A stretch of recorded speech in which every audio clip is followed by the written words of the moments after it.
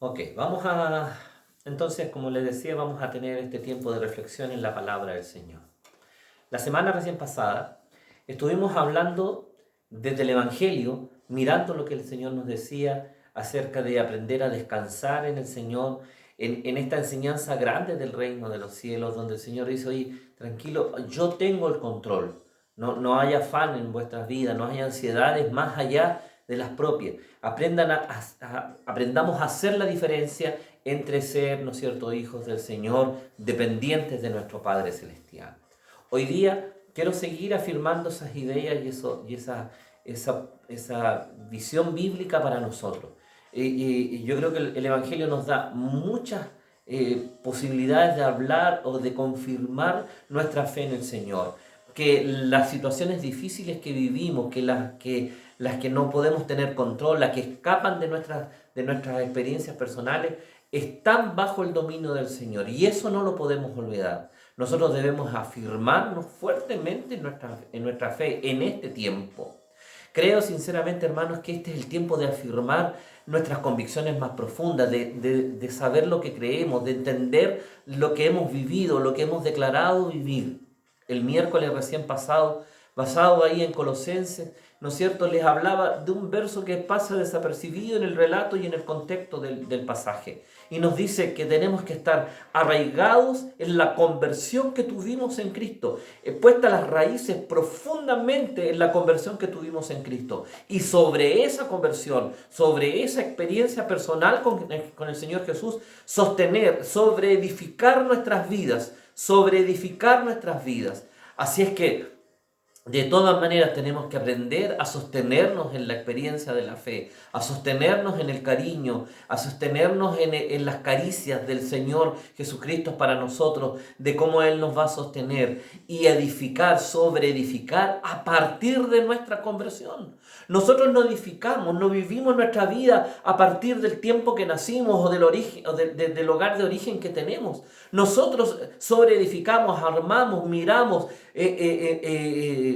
construimos nuestra vida a partir del hecho de la conversión. Dice el texto en Colosenses es tan potente para decirnos que tenemos que estar arraigados, enraizados en la conversión de Jesús. No hay otra forma. Como hijos de Dios, nuestra vida no comienza el día en que nacimos, no va a comenzar con el trabajo que tengamos, no comienza ni siquiera si es que nos contamináramos con esta pandemia, con este virus que anda. Ahí no comienza ni termina nuestra vida. La vida de un hijo de Dios empieza y comienza en su experiencia personal con Cristo.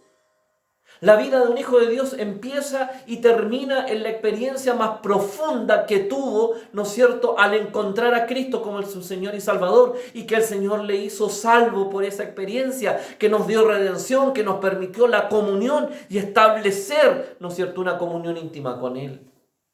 A partir de eso comienza nuestra vida. Entonces, no podemos mirar los eventos del mundo como experiencias apocalípticas para cada uno de nosotros. Aun si esta fuera la última experiencia, aun si esta fuera la última señal, ¿no es cierto?, antes que Cristo viniera, aun si tuviéramos el discernimiento para saber exactamente que este es el último minuto que nosotros tenemos, nuestra vida no puede estar condicionada al hecho que nosotros estamos viviendo en nuestro día a día.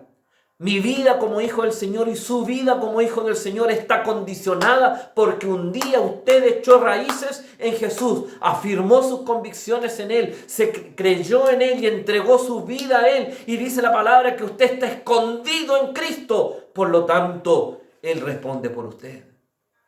Es hora de ejercitar nuestra fe. Es hora de ejercitar nuestras convicciones profundas. Quiero invitarte a reflexionar en el Evangelio nuevamente. Y quiero llevarte un texto de allí del capítulo 15 de Juan. He estado predicando en la iglesia en semanas anteriores acerca de la Gran Comisión. Una gran comisión que nos invita a ir al mundo, a hablar del Evangelio, de buscar creyentes de verdad. No solamente, ¿no es cierto?, gente que oiga, sino que acepte, que entregue su vida a Cristo. En el capítulo de Juan normalmente decimos que el capítulo 20, el versículo 21, dice que como el Padre me envió, así yo también los envío. Esa es la gran comisión en Juan. Y es verdad, ahí está resumido todo. Sin embargo, desde mi perspectiva, mucho nos habla el capítulo 15 del Evangelio de Juan. El Evangelio de Juan nos habla de la necesidad que como cristianos tenemos de llevar fruto, pero pone una condición, y esa condición es la que hoy día quiero revisar.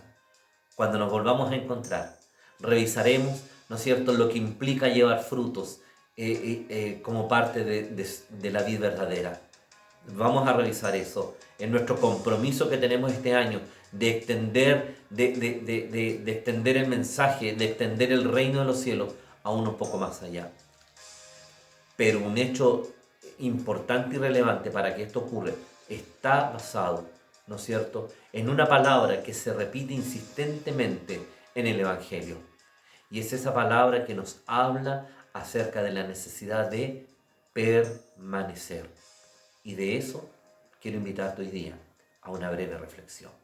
Abramos nuestras Biblias, o revisemos, o encienda su celular, no sé, el dispositivo que tenga. Lo importante es que usted pueda hacerse cargo y leer este texto de las Escrituras. Juan capítulo 15, ¿no es cierto?, el relato de la vid verdadera. Dice así: yo soy la vid verdadera y mi Padre es el labrador. Todo pámpano que en mí no lleva fruto lo quitará, y todo aquel que lleva fruto lo limpiará, para que lleve más fruto.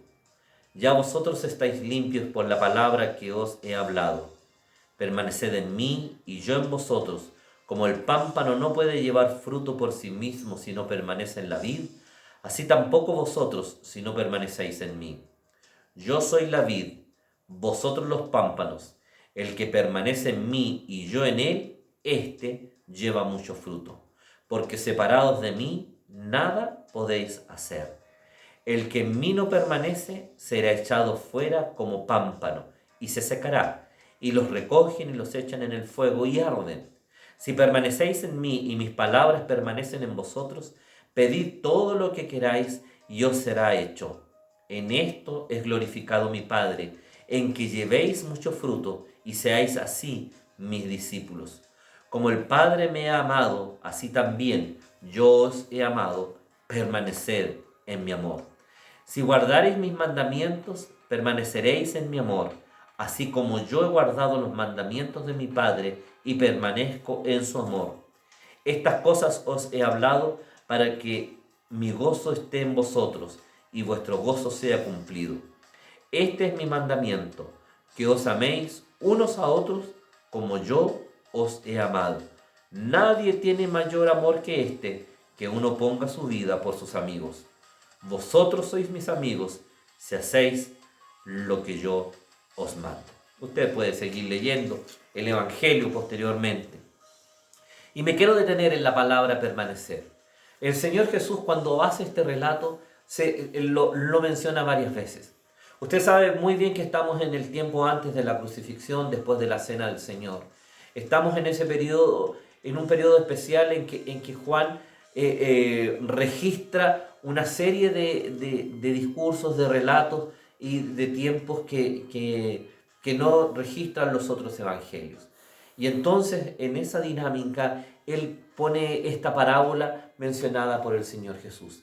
Y es interesante lo que esta parábola nos dice. Nos pone ante una vid, una parra, un parrón, si usted quiere, dicho más en chileno, ¿no es cierto? Y determina y dice, bueno, yo soy la vid verdadera, no hay otra, y mi Padre es quien cuida de esta vid.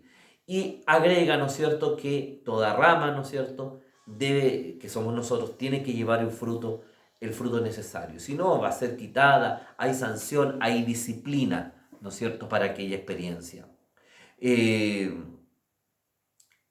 Pero me parece interesante la segunda parte del verso, dice, todo aquel que lleva fruto lo limpiará para que lleve más fruto. Un poco de esto quiero hablar. Para poder permanecer en el Señor, para poder permanecer en su palabra, el texto dice que el Señor tiene que hacer un proceso de limpieza en nosotros. Tiene que sacar las ramitas, tiene que sacar aquello que no está bien. Tiene que limpiarnos de aquellas suciedades que con el devenir de la vida, ¿no es cierto?, nosotros tenemos. Y el Señor nos invita claramente a que podamos limpiar en nuestras vidas. ¿Cómo lo hacemos los hijos del Señor? Es lo que he predicado durante los últimos 12 meses. Habla de santidad, habla de volvernos al Señor, habla de arrepentimiento, habla de volver a los ejercicios espirituales como una parte y una habitualidad en nosotros. Habla de la oración como un vínculo permanente, no solo la oración intercesora por un tercero, la oración que me conecta a mí directamente con el Padre, la oración que me pone en comunión con el Señor, la oración que me permite glorificar el nombre de Dios, buscar su rostro y escuchar también en el silencio de mi propia voz, la voz cristalina, maravillosa de nuestro Señor y de nuestro Padre Celestial. Hablar de limpieza en nuestras vidas implica dejar que la obra del Espíritu Santo en nosotros actúe total y plenamente. Es permitirle al Señor que trabaje en nuestro carácter, que trate nuestras formas de ser, que nos señale el camino a la intimidad perfecta con el Señor, nuestro Dios. Permanecer en Cristo y permanecer en su palabra, ¿no es cierto?, para llevar fruto, para poder ser útiles en el reino, para cumplir el propósito por el cual Dios nos tiene en este lugar. Necesariamente es un trato de Dios con nosotros, un trato de Dios con nuestras vidas. Habla de limpieza, habla de restauración, habla de perdón, habla de mirar la vida, de los verdaderos valores que tenemos en la vida.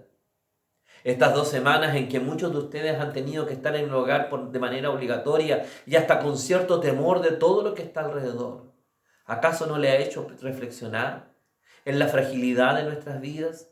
¿Acaso no le ha hecho reflexionar dónde estaban sus principales intereses?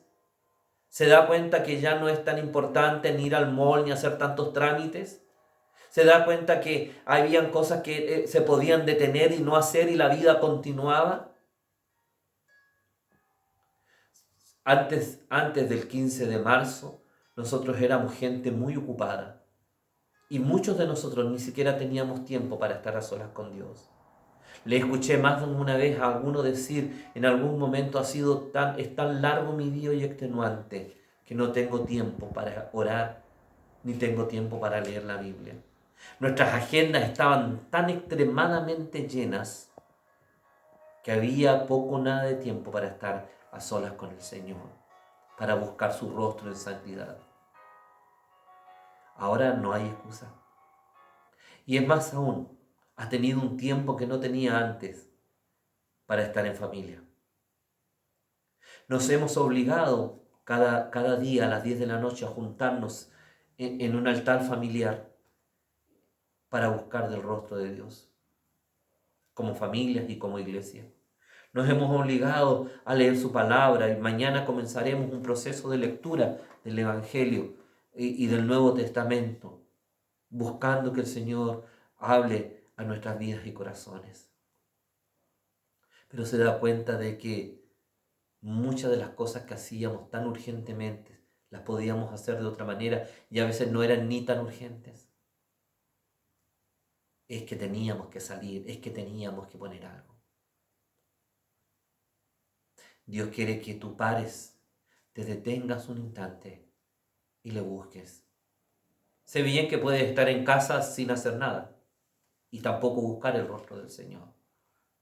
Y pasar tus días enteros entre ver Netflix y comer algo rico, etc. Y no está malo aquello. Pero el Señor nos está invitando y nos está haciendo reflexionar, amada iglesia. Si queremos llevar fruto, de eso vamos a seguir hablando en la semana siguiente, pero si queremos llevar fruto, si queremos extender el reino, si queremos vivir el reino, no de palabras, sino que de verdad en nuestra vida y corazón, debemos aprender a permanecer en Cristo y permanecer en su palabra fuertemente. No se puede de otra manera. Lo demás es activismo, lo demás es reunión, lo demás es espuma, lo demás no tiene sentido. En Cristo lo único que tiene sentido es cuando tú y yo permanecemos en Él. Y entonces, a partir de esta experiencia, Dios nos permite crecer. El texto dice: ya vosotros estáis limpios por la palabra que os he hablado. Hemos recibido a Cristo en nuestro corazón y en nuestra vida. Permanezcan en mí y la condicione, y entonces yo voy a permanecer en ustedes. Y agrega en la figura, entonces, como el pámpano y la vid, ¿no es cierto? Es necesario que así ocurra. Yo soy la vid, vosotros los pámpanos. El que en mí permanece y yo en él, éste lleva fruto, porque separados de mí, nada podéis hacer.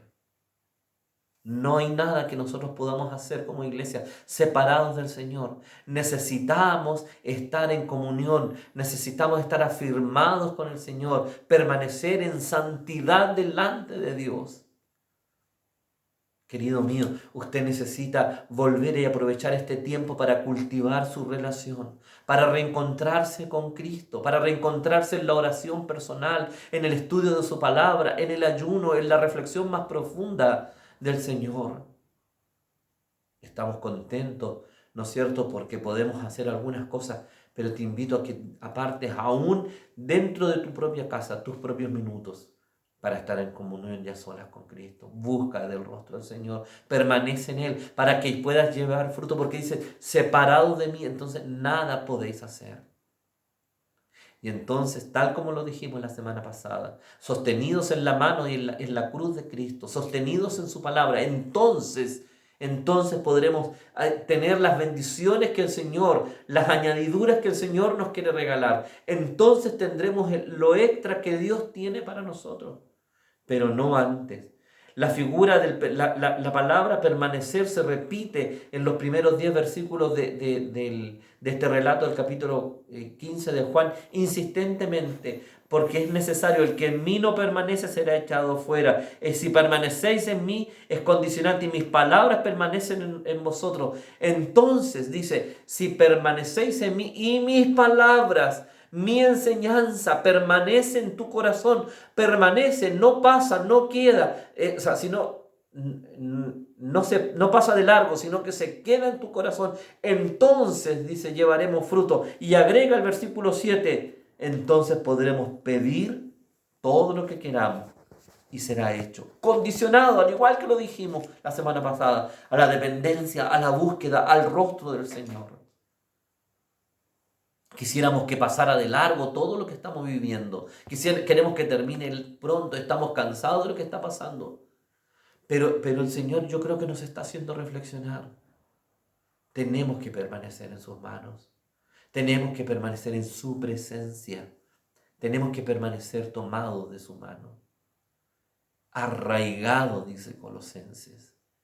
Las figuras en general en los evangelios y también en el Antiguo Testamento nos hablan con tanta fuerza.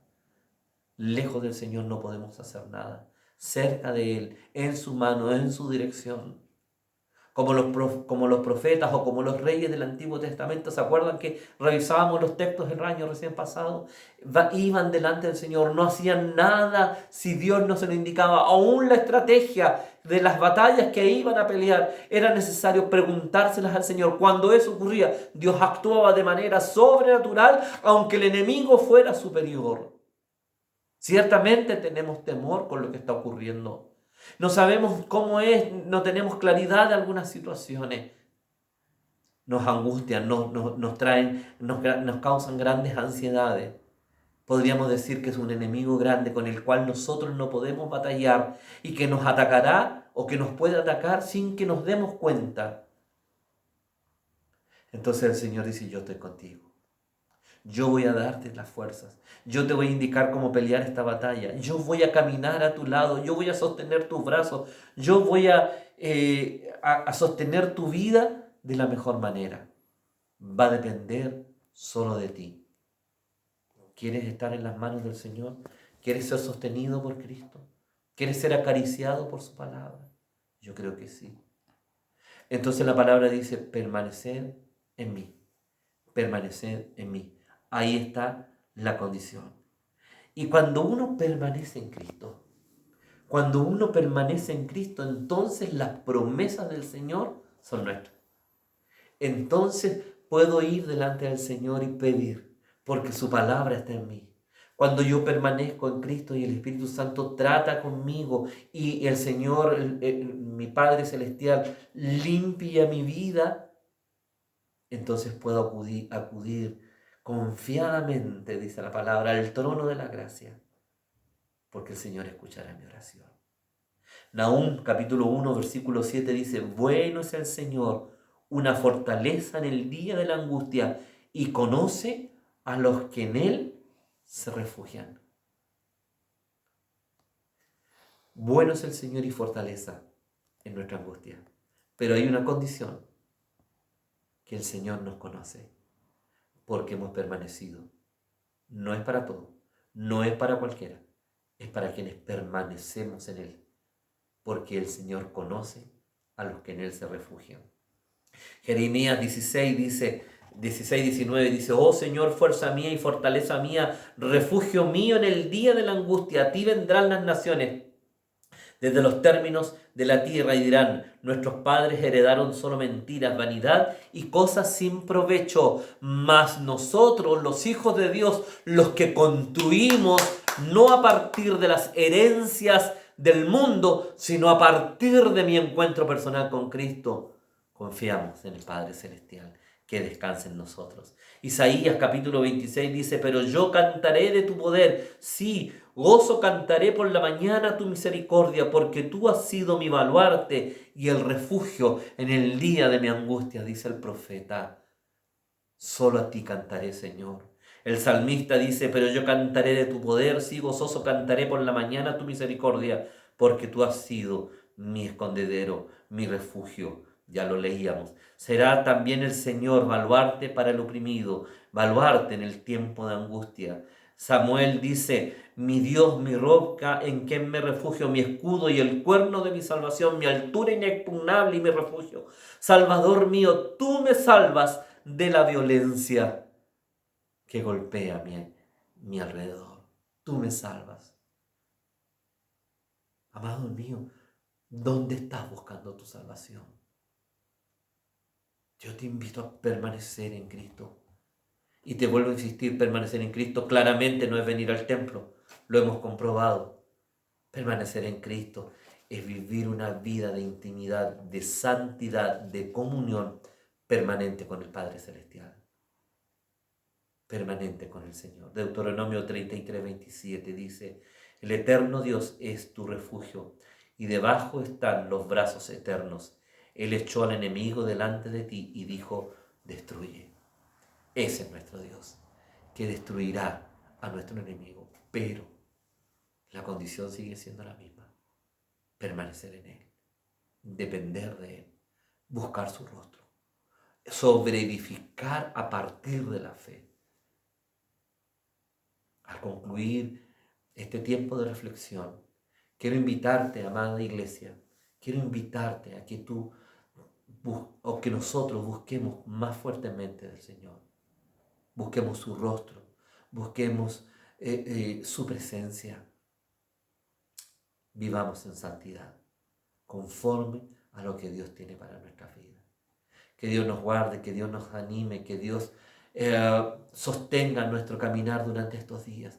Es el tiempo de buscar el rostro del Señor. Lee su palabra, ora cada día.